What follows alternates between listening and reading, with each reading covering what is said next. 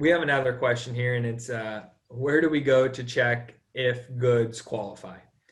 So you need to go to harmonized tariff schedule. Then you need to go to the general note, which will be USMCA, and then you need to find your tariff numbers and start reading through this as, is there a tariff shift requirement in my classification? Is there a regional value content requirement?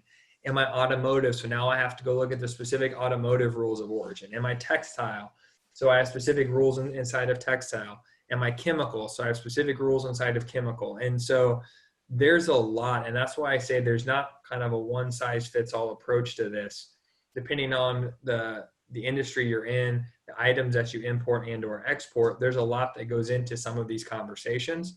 And there's really a lot that goes into making sure that each individual item does qualify.